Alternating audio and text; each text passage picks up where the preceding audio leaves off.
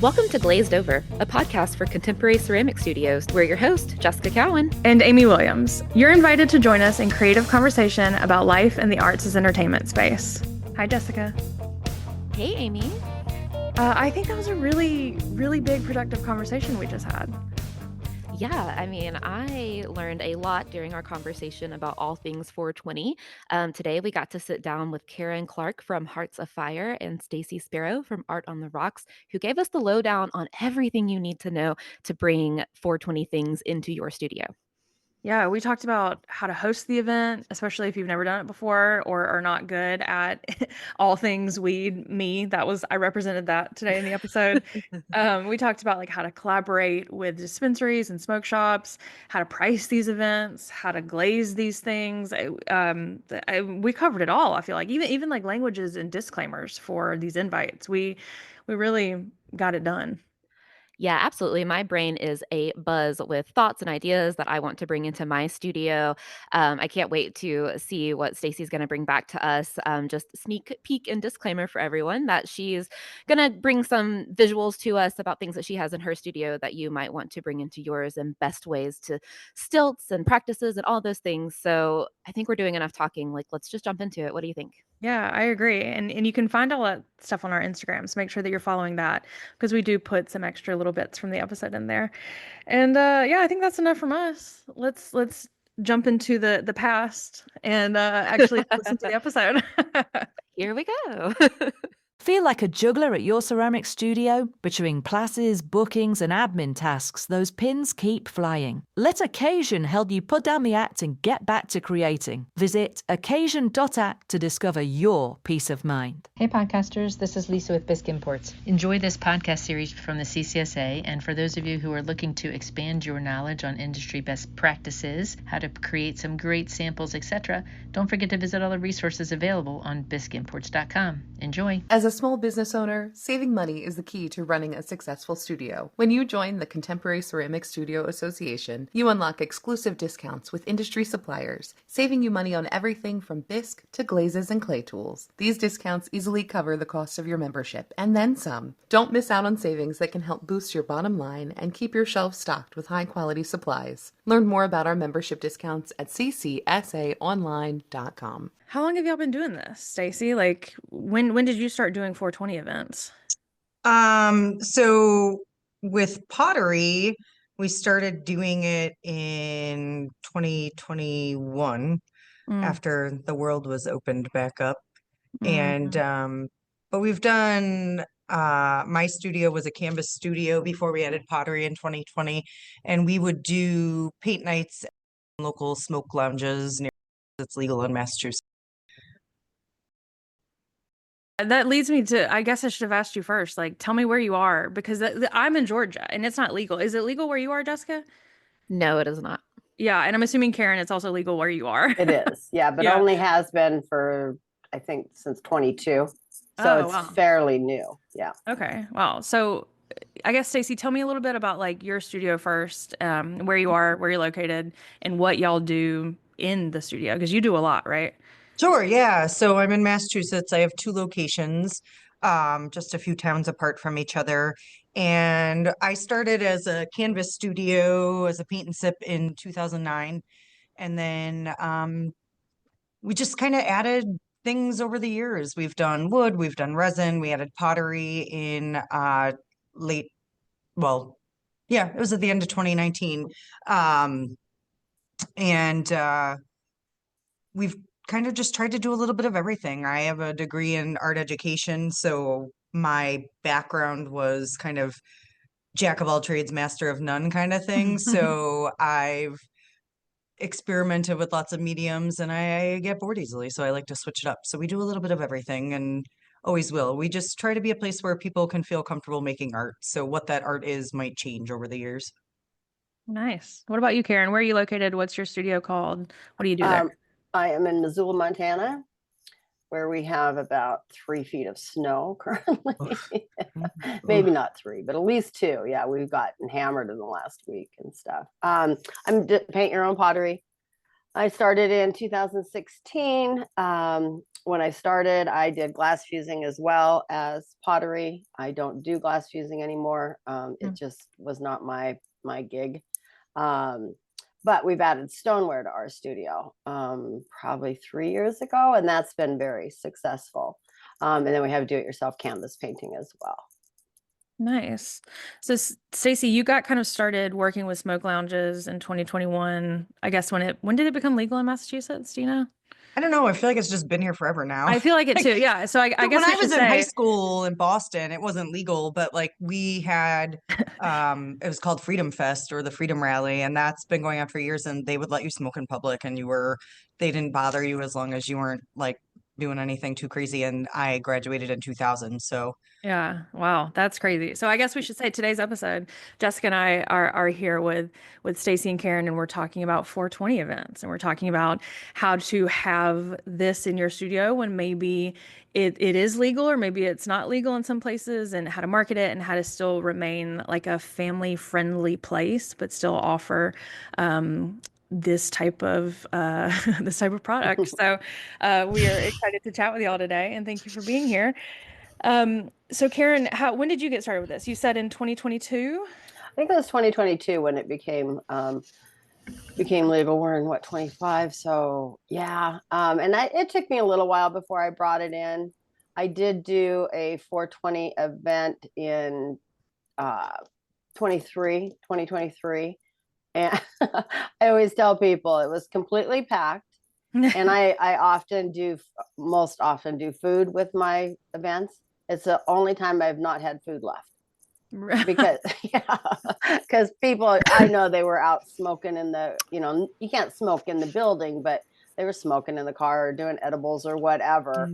And it was fabulous because I didn't have a bunch of leftover food to put away. So that's smart. Yeah, I wasn't able to do one last year because I was out of town right around that time. But I do have one scheduled. I'm doing it on April 13th. I was going to do it on 420, but 420 is Easter Sunday, so I didn't think that was maybe a good idea. Plus, people like to have their stuff back beforehand, Yeah, So that's we're true. doing it. Yeah, doing it on the 13th. I haven't even boosted the post yet, and I've probably got 8 people signed up, which is pretty good for a couple months out. So yeah, agreed. Jessica, so we've established it's not legal where we are. And as a studio owner, I don't traditionally own a studio, or I don't own a traditional studio. Do you carry pipes and stuff like this? Do you do anything for 420? Yes, we do. So full recreational marijuana is not legal in the state of Tennessee, but the CBD, THCA, and other derivatives are.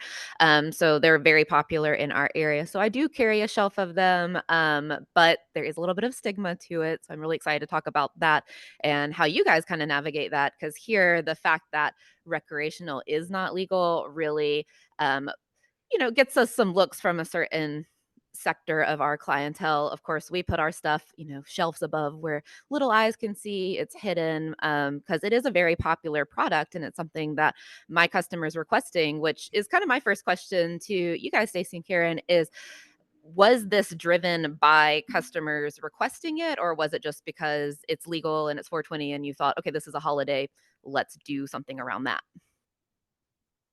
For me, it wasn't really requested. And there is still, because it's been illegal for so long, there is still some stigma to it. I do not have the items out in front of my studio. They're in the back room on a shelf. And then I have a couple of strategically placed signs that say, ask us about our 420 items. So people will ask about that. I go back and forth because I have wine glasses and beer steins out in the studio. But I just think, especially in Montana, it's just too new. And Montana is a very redneck state. Luckily, I live in a much more liberal town than most of Montana. So, Yeah. but it's popular, and I've done some paint your own pipe nights too, not just a whole 420. Just come in, and that's been moderately successful. I don't know. My events don't always. People are just hesitant to sign up, and they wait till the last damn minute. Oh, sorry. They wait till the last minute, And it's frustrating because you're Yeah, trying to totally. plan, and I'm kind of really a one-woman show, so it's something I struggle with sometimes with events. So Yeah. What about you, Stacey? Was it asked for? Did you just see like a hole in the market and say, Um, do a little this? bit of everything. So I'm personally an advocate for cannabis use, and I have lots of friends in the industry. I have friends that are cannabis nurses. I feel like other states don't even know that exists. Yeah. And we have more dispensaries in my town than we have liquor stores. It's very normal here. It's not odd at all. My studio, like I have a weekly clay class, and one of the gentlemen in that class works at a dispensary, and like I can smell him before I see him when he comes Sure. in. Um and it's just not weird. Like nobody scoffs at it, nobody turns their nose up at it. We do put ours are right out on the shelves. We have a curtain over it that just says 21 plus. Mm. If a little presumptuous, but we do show people sometimes um based on Based on their hair. several things, how they Vibes. smell, how they dress. um so it's well received. I have never gotten any kickback on a post, on an event. Our events, we do these events after hours, or we'll close like an hour early for the 420 events, so there aren't kids present even in part of the studio, and we seat 100 people, and this is regularly at 100 people. Wow. So we do like themed projects for the night. We try and make it like something special. It's not just come paint pottery. So we either have like some sort of theme or something involved with it where we're just spicing it up a little bit and trying to add value in different ways. Our 420 event this year, which we say 420, but we do them probably every other Sure. month or so. We're doing one on April 19th, and it's bunnies and gummies, because you Mm. can't smoke in the building, but we're bringing live bunnies, and you can just get high, hang out, paint pottery, and pet bunnies. Um, Love so that. I posted it 2 days ago, and I think we're at like 30 signups already. Yeah, that's Um, crazy. and What it's fun. what are some other themes? I'm so interested in that aspect of it. We've done 420. We did like a weed fairy night for Halloween last year. There's a Facebook group around us called the Weed Fairy, and she would like, people like drop off like wine baskets at their girlfriend's porch. She drops off joints. So we coordinated with her, and she's just like, I don't know, like a local busybody in the 420 realm, I guess. Um, and we coordinate with dispensaries, smoke lounges, different things to just come, and sometimes they set up a table and just do education, Mm. advocacy. We have a moms group called Moms Who Elevate. Um, and the woman who leads that is a cannabis nurse, so she'll come and do like advocacy and education. We've had like a chirps bar where you can just come in and like smell it all and kind of see the different kinds. You can't consume, well, you can eat brownies, gummies, whatever you want, but we can't smoke on the premises. So we just find like adding a theme is fun. Um, and food, and we always have like a photo area and a backdrop. We've done a glow in the dark one where we turned off all the lights. We have lots of black lights and disco lights and laser lights, and fun. we just put glow sticks on all the tables, and little book lamps on the tables so people could see what they were doing. Yeah. So we always try and put a theme with it. We've just found that works better, and it's not that much more effort, and it's just something fun. Like, who doesn't want to pet bunnies and chill and paint? I completely agree. Yeah. So Caren mentioned also having the language on the event, invite or handout, email, whatever it is, that this is a smokeless event, right? So what other like verbiage do you put out there around these 420 nights? Because I'm very scared of that. And I don't know, Jessica, if you're the same way. Like I would want to get it all out there, like all my disclaimers, because I just want to make sure everybody's on the same page. So other than it being like not a smokeless event, do you include any other um information that they need to know before they come? I think the only We thing I do is that it's 21 and over, Mm, and that you can BYOB, but you can't BYOW. So you can't yeah. bring your own weed. But I mean, you can bring alcohol if you want to. So I don't think there was any alcohol Yeah. at the first event. So, and very few people even bring alcohol. Occasionally I'll get that, so, but yeah, Yeah. definitely 21 and over, no kids. But I think Yeah. it You would be too. What about you, different in a Stacey? state that where it's not legal too. Yeah. I think I would imagine we would have to say something like, this is just tobacco pipes, or, I don't, it's kind of reframing it that way. What do you think, Jessica? Yeah, I mean, I know we have to be really careful with the language that we use. Like, we're not a smoke shop, so we don't technically sell bongs. In our system, their ring in is not a bong, but they're also Mhm. called beakers. So we do have to be really careful about what they're for when we're talking to people about them. They are specifically for tobacco or other smokable products. We don't really mention the CBD THCA thing. And right now it is legal, but there's currently a battle in the court systems where it might become illegal. So just kind of skirting around it is generally the best option for us. Yeah. What about you, Stacey? You're doing any sort of disclaimers? so we just ours is 21 plus. We say no smoking in the building. And we on all of our posts and promotions and things, we always say feel free to bring snacks, wink wink. Edibles are a huge market, and I can get them in 30 yards in either direction from my studio. So um we are fully aware that people eat cannabis while we're here. We're a sober, we're not BYOB. We don't allow drinking at our studio, so the alcohol components out of it, which I feel like mixing a lot of like booze and cannabis is a lot, but Right. so we just, we encourage snacks with the little wink face, because Facebook doesn't necessarily support that verbiage everywhere.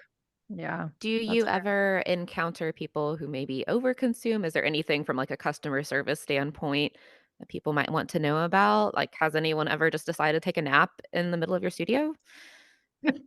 No, we did have a lady one night who was with who at the glow in the dark night, she was real happy and real laid back, but she did not think the lighting was enough. So we brought out multiple extra lamps for her, and she was very serious about her consumption and her project, which I appreciate. But no, it's really, I mean, it's so normal here. It's weird to me that it's Mhm. not normal other places. Yeah. It's very regular. I know it's like getting bread and milk around here. Like there was a Crazy. snowstorm and an ice storm this week. We too are also covered in snow, like Caren. And it was like there were lines at the grocery stores and the dispensaries. I would not know how to buy weed right now. I feel so square. I'm just not good at smoking weed, and I could not tell you how to purchase it at this current moment. That's Well, so you funny. can't there, right? I mean, no, but like, We went to Atlanta for pottery camp, and it's one of the questions that I ask when I yeah, arrive you in a got to new know state. somebody. And our Uber driver was like, "We can help," and I was like, "You know what? Never mind." Yep. Yeah. It was interesting. Southern hospitality at its Yeah, he was super finest. nice. Karen, have you ever had anybody overindulge at I one of your haven't. events? Yeah, that's something I No. wouldn't have even thought of. Like, Yeah. Yeah. in that scenario, what do? You just Yeah. call a friend and tell them to come pick them up? Right. I wasn't here, but there was a customer that was way drunk one night, and the girl that was working for me had to kick him out. Yeah. But that's one time, and Yeah, I've had bachelorette parties where the brides have thrown up on the table, and that Oh was no. tough. That was a really tough Mhm. day at the studio. Yikes. Yikes. We were BYOB at one point for years, and I am tip certified. Like I'm not a bartender, but I waitressed for years, and I just treated it like that. If I ever felt somebody was overindulge. That was a good way to put it. I would call them an Uber or make sure they were with a friend. I just feel like personally, aside from being a business owner, I just feel like that's a responsible adult thing. Like if I saw somebody, I don't drink, I don't go to bars, but if I, when I did, um, I feel like that's something we need to help just people in general. I have kids out and about that go places and my own children I want to protect. So if I ever saw someone that was really just out of control, which I just don't think is a thing with cannabis personally, but if it was, I would just step in, and my staff are all aware of that. When we were BYOB, I made it very clear that was an expectation. That I drove a customer home once years ago, and I've definitely called an Uber, I don't know, a handful of times. But I think that there is something to be said for that. It's something to consider. I just think it's so normal here that it's not really an issue. But if you are in a state where it's becoming new or you have people abusing it, it is something to consider for sure. Yeah. Yeah. So I think a lot of people in the industry are, I mean, maybe I'm projecting a little bit, but I would not know where to start with an event like this. So I would love to hear from both of you about like, planning one. What's on the checklist? What are you ordering? What snacks are you providing? Like even if it's just not a themed one, just a regular come in and paint these pieces. Where do you start? Caren, what do you start with? I think it's pretty basic really for us. We have a pretty good supply of things. I order all my pipes and bongs from Biscuit Imports, obviously, because nobody else carries anything. And I don't order from them on a regular basis. So when I do, I stock up. So I have a lot of things. Have you guys seen the new mushroom bong that they just came out with?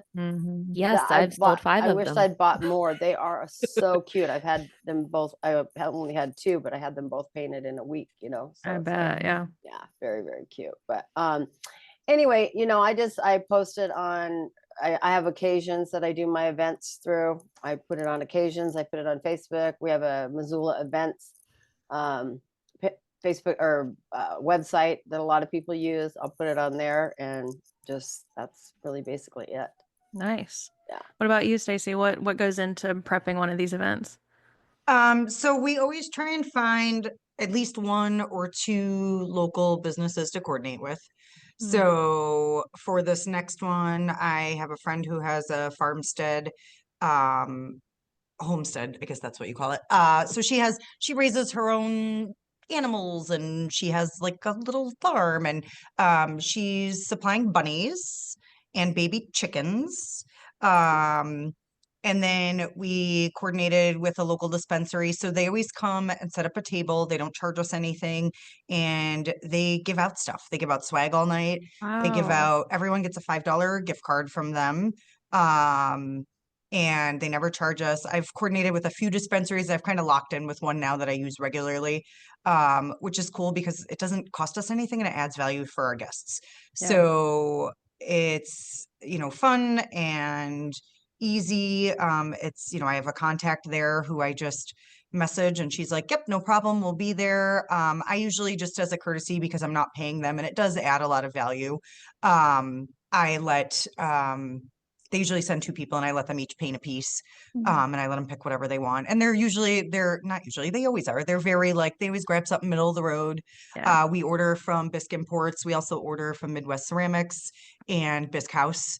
All 3 of those suppliers carry pipes and bongs. And before BI released theirs or Bisque House or any of these suppliers, we found someone on Etsy who was pouring their own. They were stoneware. Nice. And we were buying from them. And then there's another supplier. They've changed their name and I should know it. I'm gonna have to look that up and get back to you. But there is another supplier that will sell wholesale to studios, and they also sell glow in the dark glaze that they make. So we've used that, which is super fun for. It glows in the dark. It's cool. They have like an aqua one and purple one, and so that's really fun. But so we find someone to coordinate with. We do food. We keep the food like simple. I basically think about like what was I eating in high school when I consumed? So we get like It's just like pizza, Cheetos. chips, ho-hos, Twinkies. Uh-huh. We always put out candy. I try and put out like fancy candy. Like I'll get like I mean fancy's relative, but like, truffles, Lindt chocolates, things like Mm. that. We always put candy on all the tables. We Hot Topic, but we order from Temu, and we get stickers in bulk and gibbets. So Hmm. I feel like everyone has Crocs. And Hmm. if they don't, they have like a kid that has, well, I guess maybe not for a 420 event, but we put gibbets on all of our tables for events. Yeah. So I order them in bulk. 98% of them look like something. Every once in a while, there's like 2% that come in. You're like, well, what is that? Yeah.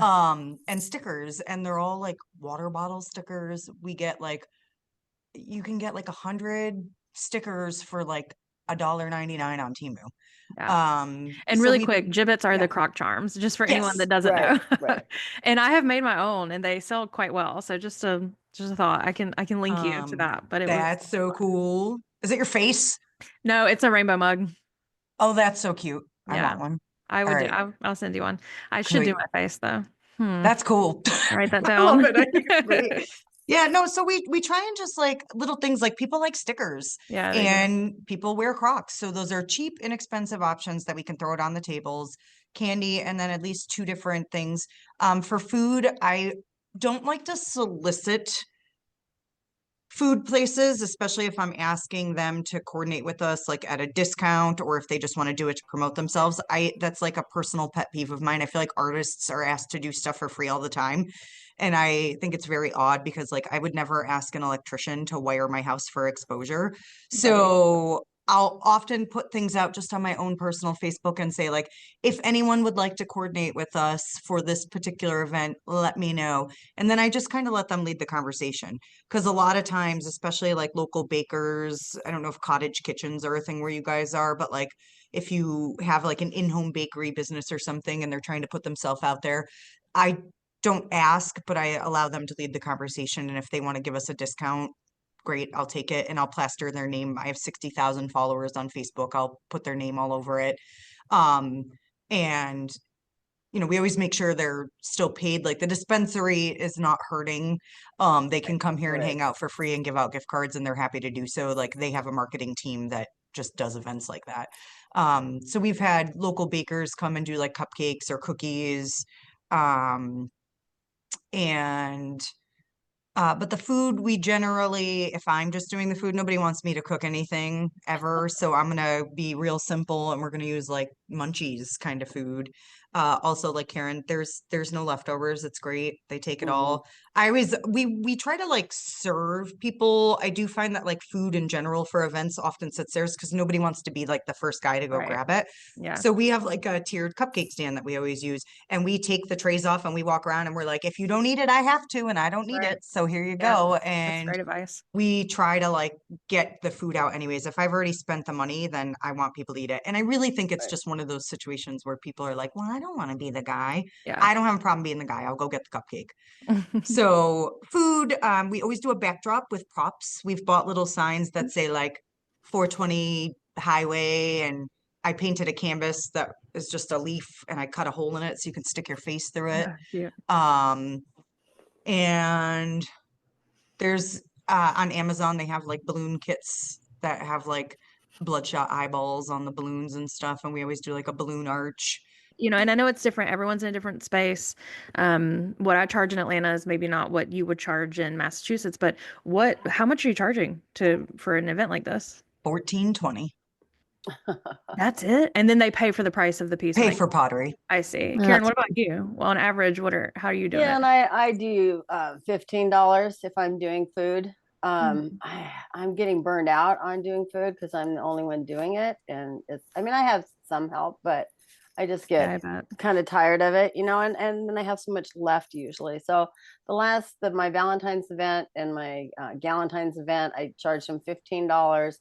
$5 was to save the seat, and then I credited them then $10 the day of the project, or for Mm, their project the day they came in, and that seemed to work okay. But I feel like $15 if I'm not doing anything is too much. And I did buy a few little sweet treats and that kind of stuff. So, yeah. but yeah, it's hard to know what to do. It is. I think we're kind of moving into a space where people are just used to, I mean, I can't get out of bed without spending $15 in the morning at least. So, Mhm. I think there is some value in having that pay to play thing. Jessica, where do you land on this? Like what would you charge? Hi, podcasters. This is Lisa with Bisque Imports. Have you heard? We've partnered with 4-H, America's largest youth organization with over 6 million members whose demographics perfectly mirror the paint your own pottery industry's target customer. 87% of their membership are aged 5 to 13, and, contrary to popular belief, less than half of that membership is in farm or rural areas. Visit our 4-H page at bisqueimports.com to learn more about how you can partner with 4-H, what 4-H will be doing to send members right to your door, and stock up on 4-H licensed designs. Enjoy! As a small business owner, saving money is the key to running a successful studio. When you join the Contemporary Ceramic Studio Association, you unlock exclusive discounts with industry suppliers, saving you money on everything from bisque to glazes and clay tools. These discounts easily cover the cost of your membership, and then some. Don't miss out on savings that can help boost your bottom line and keep your shelves stocked with high-quality supplies. Learn more about our membership discounts at ccsaonline.com. Yeah, so I'm definitely a fan of a fee to reserve a seat. This over Valentine's Day, we did a singles mixer, and it was $5 to reserve your seat, and we had snacks and little get to know each other games and whatnot. I don't do any credits towards the pottery. I don't do discounts, things like that. 420 event is actually a little outside of my personal brand image. If we were to do it, it would be at like 10 p.m. on a Friday night, way Mhm. after close kind of deal. But I do other partnerships with our local dispensaries where I sell like wholesale kits to them that they can sell to their customers to have a paint your own experience, or they can do their own paint night there. The kits go really well. Just having a painted piece at these dispensaries that has my information on it drives a lot of people to my store. And that's how a lot of them know that we have these items without us having to do a Mm. lot of marketing around it. But what I would love to hear more about from y'all is the price points on your actual bisque pieces there, because I know for me it's a pretty good range. Like my pipes are anywhere between 29 and 49, and then our bongs are going closer to 100. So is that about fair? What are you guys charging? That's kind of where, well, on my pipes, I'm at 20. I just raised them 28, I think, for all of them. And then the bongs are like 80. And is that with a Um, studio fee or I'm all inclusive. all inclusive? Okay. Mhm. Stacey, Yeah, what and about I you? think I could probably get more for the bongs and stuff. So I'm looking at all of that. They're kind of a pain to dip for one thing. The pipes are a little more challenging to Yeah. dip.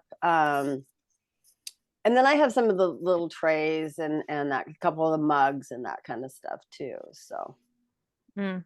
Mhm. but I'm Stacey, what about you? interested and I'm working on and kind of thinking about partnering, sorry, with other people, dispensaries and stuff. I have this one customer that comes in quite a bit. And he owns a dispensary that's actually probably 8 miles from where I'm at.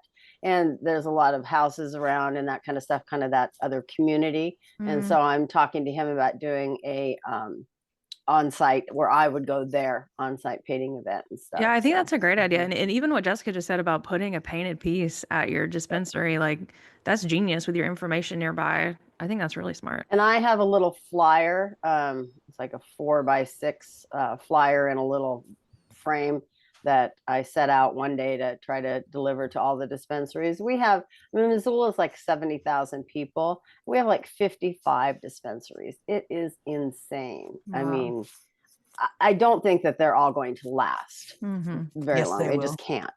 But what'd You'll you be say, Survival Stacey? of the you'll fittest. be surprised. Yes, they Wow. So yeah, but the thing is with that, when I went to go and take those flyers around, you're not able to talk to the manager. You're talking to, an employee there working who doesn't have the authority to say, yeah, I can put that flyer up and stuff. So I'm going to be revisiting that as well. And I get some people sometimes that come into the studio that work at dispensaries, and I'm like, oh, would you take this and put it in your dispensary? And they do. And I think I've gotten some business from that. So Yeah.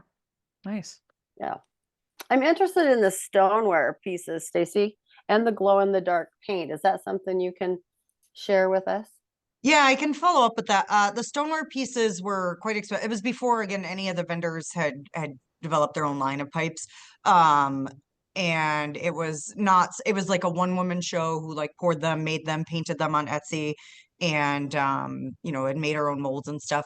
There's also another Hotcakes USA is a guy that makes his own molds. I have some of his pieces. They're very over the top. Like I have a diamond studded skull bong, and all sorts of other things. Midwest has a lot of different ones that are necessarily out there.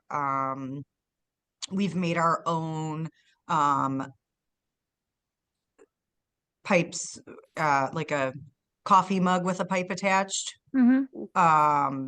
That Midwest actually like made a prototype for us.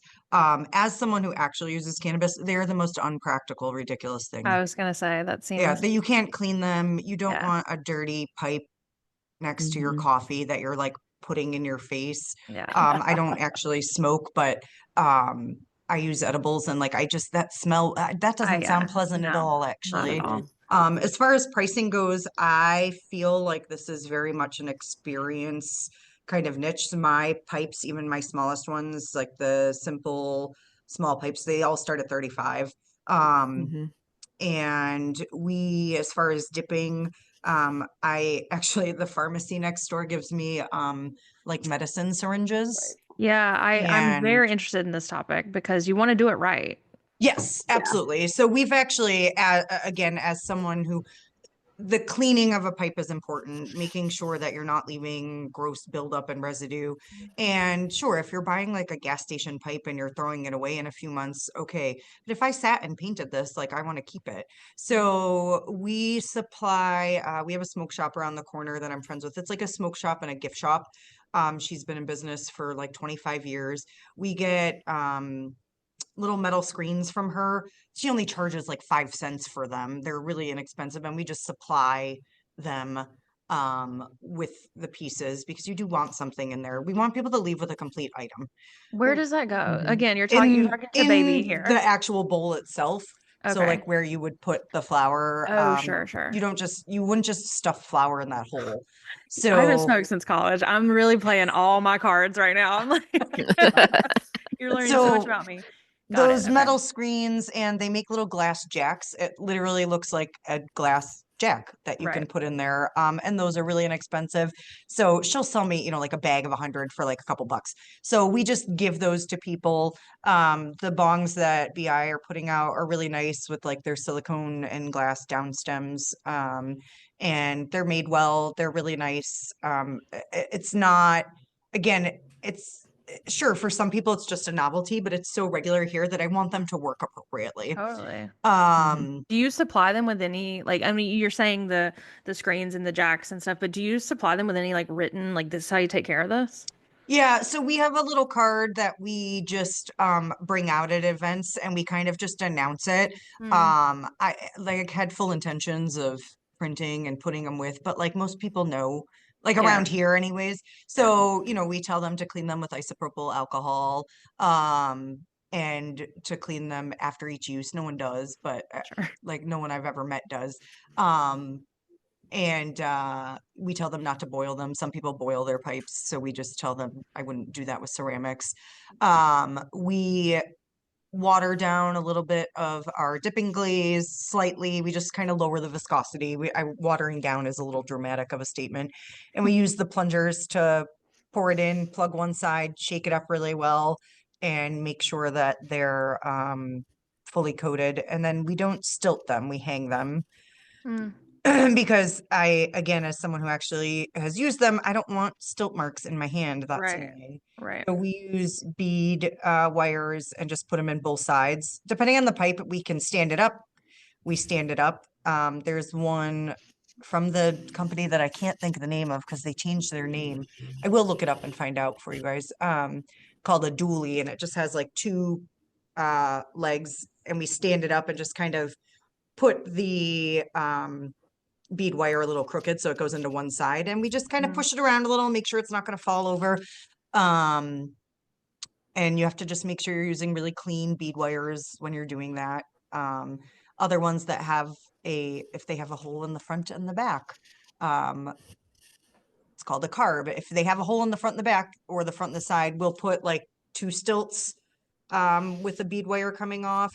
So we try to make it so you're not going to have like stilt marks in your hand. Yeah, That's not that's smart. comfortable. Well, and that's Mhm. like customer service. If Yeah. you next time you load a kiln, if you'd snap a picture, I'd love to see that. I think that would be really helpful for people as well. I would For sure. too. Yeah. I agree. Yeah, 'Cause I we can do, even just we, take a about- we picture stilt and them share and some. I don't like the stilt marks either. And I hadn't really ever thought about exploring another way to do those. So that would be very helpful. Yeah, I've tried to, as we've expanded and added more clay too, I've played around. I haven't found one that I love yet, but trying to like make our own furniture out of clay to like hold the racks so we can do it more efficiently and get more lined up, because we're often just putting like a bead wire with 2 posts and just hanging it right through the pipe. And just making sure we encourage a lot of like pottery glazes and our specialty glazes on them just because it looks cool. So we'll just make sure that there's not too much glaze caked in the mouthpiece so the bead wire doesn't stick in there. We sand the bead wires regularly. Actually, every time we stick them in, we just hit them with a stone or a Dremel to make sure that they're not sticking to the inside, because that's not fun either. Yeah. I mean, I think that's how you stay so successful, is because you care about the finished product and people can tell that. So I think that's very cool. Stacey, do you sell more pipes or more bongs, or is it like equal? It's so funny. We don't focus on pipes and bongs for our 420 nights. At the start of COVID, like it was hard to get certain things. So I've just come into this, I try to avoid guaranteeing certain pottery. So we always Right. have a featured project or two. We use the stoneware mug that has a like plaque on the front, and we use 420 silk screens on that. And we've come up with a recipe that's like very green and drippy and cool looking. So we always put that out. At Cerama Jam last year, we had these planters that are kind of angled at the bottom that we did designs on, and with the puffy paint. Oh geez, what's it called? French dimensions. Thanks. Was it your class, Amy? No, it Oh, wasn't. I was like, I don't remember who did it now. I think it But was we did like Lindsay. 420 themed ones with like little smiley faces with X's crossed out and stuff. So we try and use our regular inventory, and we always try and find things that maybe either have a better price point or that we need to unload. And we try and feature those as a project. As far as bongs and pipes, I'd say they're pretty split, but we don't just focus on that. We do carry BIs like trays with the leaves on them, and even the ornaments. And we have a local pour shop that we get these like really cool, like old vintage, we're gonna call it. There's probably actually vintage. 90s isn't vintage, guys. Yeah, don't hurt my feelings. I can't when people say that. I'm like, that's not vintage. Like peace pipes and stuff though. They're like these really old pieces. They're just kind of cool. So I would say, it's pretty split, but like the night of those events, we got tons of people painting mugs and planters and whatnot. So variety is the spice of life Yeah, with Really. that. And then you're I not think that's locked into being smart. like, oh man, I couldn't get those. I Right. don't guarantee anything. Yeah. We always put on Things are our always out events of like, stock when you've done that, absolutely, Yeah. 100%. every time. So we say, pottery choices might vary. And that everyone has to paint pottery. I feel like with events in general, sometimes we find like somebody dragging their boyfriend along or whatever, or, parents and kids at, not 420 events. So we always make it very clear that everyone has to paint. So we charge $14.20 that covers food and snacks. And with 100 people, that's actually way over covering food and snacks. Like we don't spend $1,400 on food. So that we're making a little bit of money at the door. We have plenty of food and snacks. And then we make it very clear that everyone has to paint. You can't just come hang out. You have to choose a piece of pottery. Yeah. So at a bare minimum, our party animals are $23. Every once in a while, you'll get like someone that paints a mushroom party animal or something. But Sure. on average, most people are spending around 45 to 50, on the lower end. And that makes for a really good night. Yeah, I Yeah, think they Yeah. forget about the ticket price. I think that $15 no longer exists. Nope. And so they come in, they start from a clean slate and they go from there. So I Yeah. definitely Right. recommend that. Karen, what's more popular Um, in your studio, bong and pipe wise? Um, lately it seems to be bongs, Mm, not so many pipes, but I think it's probably pretty split. And then I have some of the accessory pieces as well, yeah, and people like those too. So, yeah, smart. but yeah. yeah, that makes sense. Well, we talked about best practices on glazing the pipes, but what about best practices on glazing bongs, stilting bongs? I know one of the bigger issues that we can have on both of these pieces is if you're not doing appropriately, if you're leaving it in too long or you're not letting it dry long enough, you're going to end up with orange peeling Mhm. or potentially a slew of other issues. So, do you guys have those problems? And if not, how do you get around them? Like, what's your best tip and trick? So we just make sure that we're shaking really well. I tell my staff, like, if I come back there and you don't have glaze on your forehead and the ceiling, you're not shaking it hard enough. So we're pretty like thorough. And then we inspect as we're loading kilns, excuse me, each piece. So if we feel like it looks too thick, I know this is a hot topic and might get some heat for this, but we finger sand them a little bit. We have a Me respirator back too. there and we make sure we do it appropriately. I'm in this for the long haul, so I do want to keep everyone safe, but if we need to, we do. We also use the disposable mascara wands from Amazon Hmm. that people use at Christmas time and stuff to make sure we're cleaning out holes appropriately. And we're very thorough about checking our viscosity and making sure our dip tank is where it's supposed to be. So we're not seeing those issues. It's not a cheap piece and I want people to come back. And if you leave with Totally. something mediocre, why would you come back? So Yeah. we're a stickler for making sure that the pieces are done well and that our glaze viscosity is right and that they're fully coated. Things like beakers and stuff, you want to make sure that you're getting in there, and if it has a stem that sticks out where you would put the actual bowl, making sure that when you're pouring out that it's getting out there. Mhm. um and just making sure that it's fully entirely coated inside. We do stilt our bongs. We make sure our stilts are straight and clean and sharp. Where are you um getting your stilts from? Just this now, this is a personal question. I need new all stilts. over. Yeah. I've Fair. ordered them from the ceramic shop. I've ordered them from BI. We have a local pour shop that sold me some. I feel like lately the ceramic shop is Mm, where I've gotten most of them, but I'm also like, I'm a big fan. Like, there's no downtime in my studio. If there is, you're sharpening stilts or dusting totally. something. So we try Yeah. to keep them pretty well maintained. Mm. And I buy For all our of mine listeners from at home, American. Oh, sorry. Say that Stacey, again. what's your dipping glaze and viscosity? We use Gare's Dazzle Dip and we keep it between 11.3 and 11.9. I'm like really extra That's about it. really important information. So I would I'm think particularly when it comes to these inside outside glaze pieces, so Sure. Yeah, that might sound a little crazy, but I make them like we check it 3 times, and if it's not the same or like within a tenth of a second, then we stir it up again, and we use the black viscosity cup. Um, mhm. I don't know. I've just seen like traveling around and going to other studios or seeing people post about issues. I'm like, well, wait, we can avoid it by just doing these things, then we're gonna avoid Totally. it. That Right. seems like the thing to do ahead of time. I don't want trouble. I don't want to tell someone Same. that their piece is messed up. I feel horrible. I don't want to tell them that, and you can say what you want, but essentially, if it comes down to orange peeling, crawling, something like that, that's our problem. Mm, Even if it's an application, I tell my staff if it's painted too thick, we should have been aware of that when they were doing it. We're mhm. Mhm. very, very on the floor and right where, like I say, we should be like Ariel, we're where the people are. Mm. And we should know what they're doing, what their plan is, how they're approaching it, because they don't know what they don't know. And it's our job to make sure that they know and they do it well. And they leave with something really pretty, because we can let people slap paint on a piggy bank and call it a day, but like that's a one-time experience and they're not returning our customers, if I don't see some of them multiple times a week, I'm like, where are you? Did you die? What's wrong? Mhm. Where have you been? So we want to make sure that they're successful because successful customers come back. Yeah. And they tell their friends.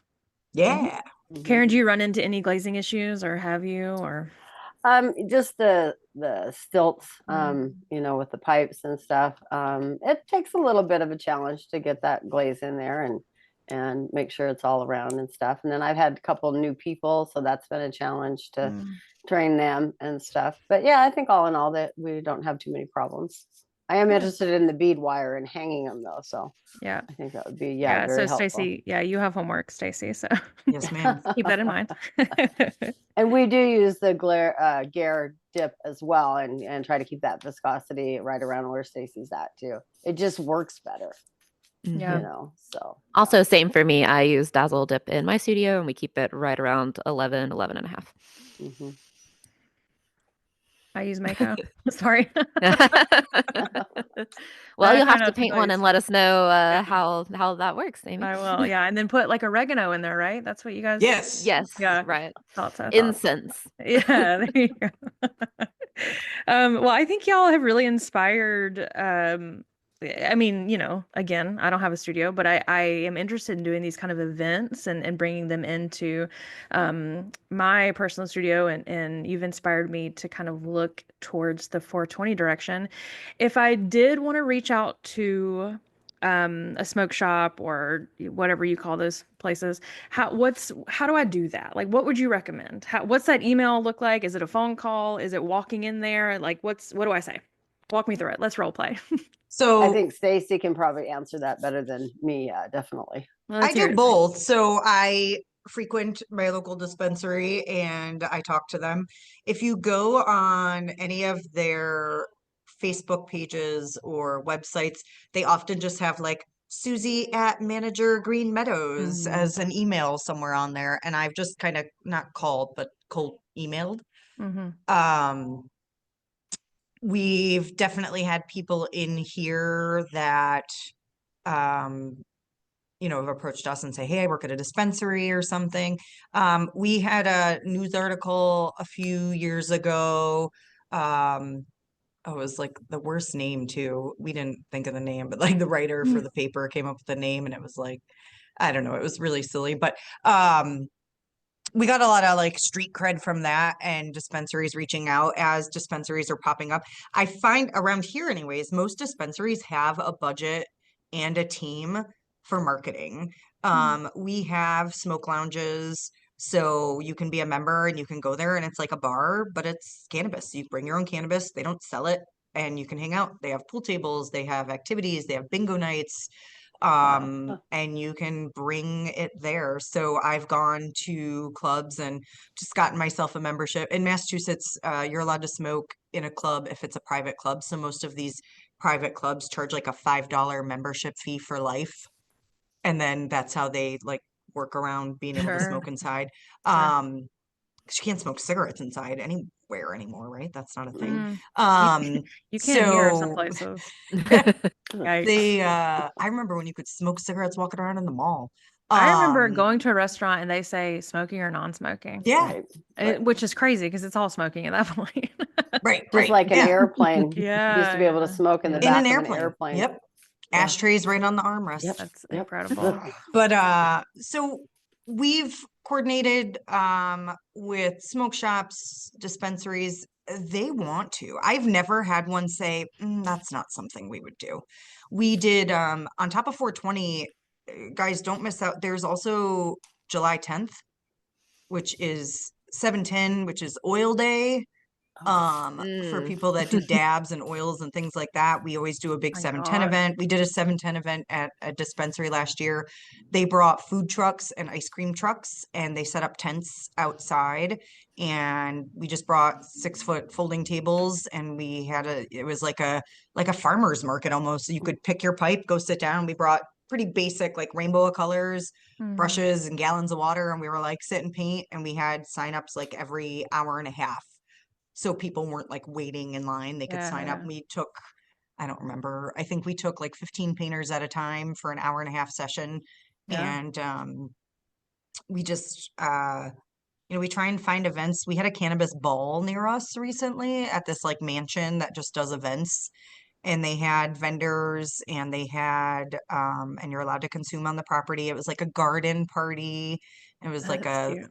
30s theme. So we all like wore ball gowns and like feathers in our hair and stuff. And you just walk around and smoke and eat gummies, and they had different activities. So we set up just like an information table that like, hey, we exist kind of thing there, Yeah. because it was probably I don't know, maybe 100 people there. And they had like an outdoor dance floor with a tent and like this garden. They had a fire dancer, and it was super cool. And myself and my staff and my husband, we all went and dressed up and walked Fun. around in the garden. It was fun. It seems like what I'm hearing is like get involved, show up, meet people, set 100%. up a table, give out the information. Wow. The fastest way to get people into your studio is to invite them in. Right. Just that easy. Keep it simple. Yeah, Yep. very true. Wow. On the coordinating part, I just had like a list with me and I wanted to point out a few other things that people could do. We've coordinated with musicians. He came to one of our early 420 events and he's like, I'm a cannabis artist. And I was like, oh, tell me more. There's just this older guy that he like rapped solely about cannabis, and he was actually really good. It was very funny. He was very over the top and like kind of eccentric, and he was like, I just want to come in and hang out.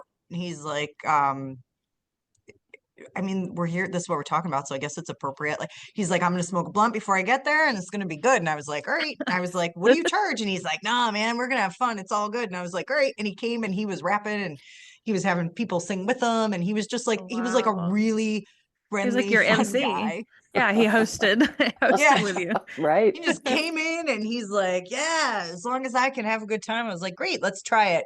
Because I have no problem. I'm pretty like direct. So if I felt like it wasn't right, I would have just been like, all right, sir, sit down. You're good for tonight. But he was really funny and engaging.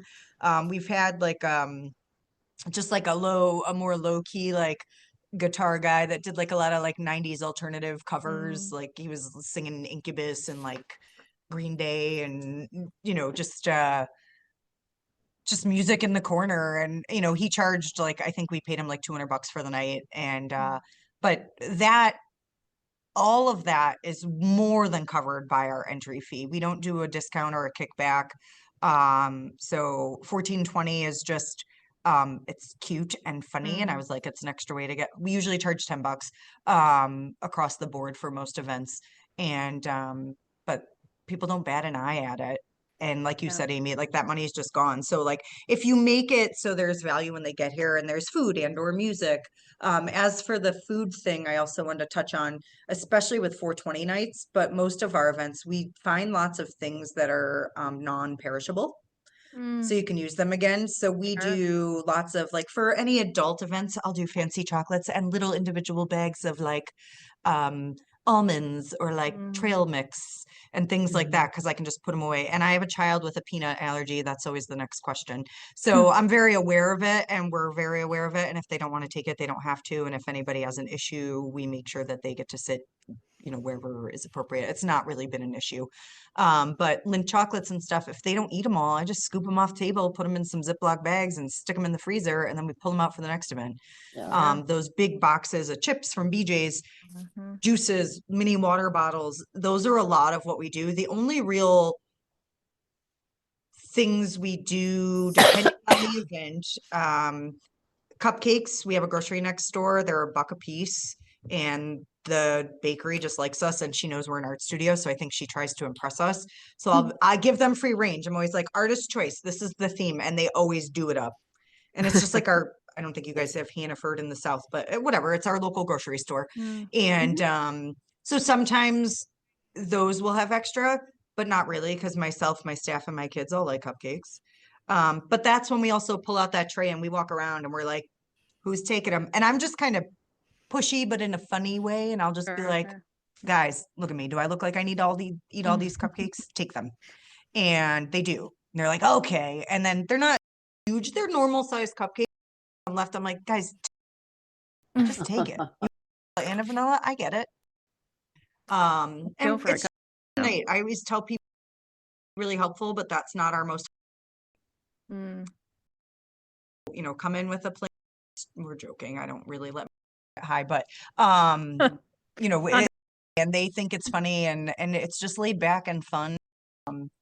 But those try to try and get rid of the food, use things that we can recycle for, because like little bag chocolate and trail mix you can Mhm.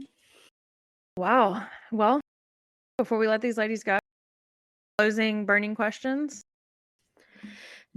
That we got them all answered. I thought really productive Mhm. conversation especially for someone who's get all this started because it can be daunting to bring something in, much less when you know you're gonna with a bunch of questions that are gonna touch base on people and values and that in a friendly way. So, ladies, for being here and help. Feel like a your ceramic studio between classes, bookings, and admin tasks. Down the act and get back to creating. Visit occasion.act to discover your peace of mind. We hope you enjoyed it. Head over to Bisque Imports to find out how you can partner with local 4-H groups to create lasting relationships within your community. Help your business grow and thrive. Yeehaw, studio owners! Saddle up for success at the 2025 through the 8th in Denton, Texas. This year, we're bringing cowboy country theme to the heart of the fine arts, and you won't want over 35 industry classes designed to boost your business, an exhibit hall filled with the latest and greatest from top suppliers. Owners. And don't forget the grand finale, a boot scootin' gala and silent auction that'll have you dancing the night away. Of learning, networking, and good old Texas-sized fun. This is an exclusive event you can't afford to miss. Your spot at the 2025 CCSA Annual Convention, and we'll see y'all in Denton. Thank you all for get- Yes. It's fun. Thank you very much. Yeah. And if you want to find a little bit more about it, can you just take a moment and maybe give us your website, give us your social media. You can see all the fun things you're doing. Stacey? Art on the Rocks, artontherocks.com. I'm old enough where I'm just really active on Facebook, so feel free to reach out to me if you have questions. I'm happy to share because I've learned a lot and I'm happy to share what I know too. And Caren, how can we find you? So heartsoffirepottery.com, and it's Hearts of Fire Pottery MT, I think, on Facebook.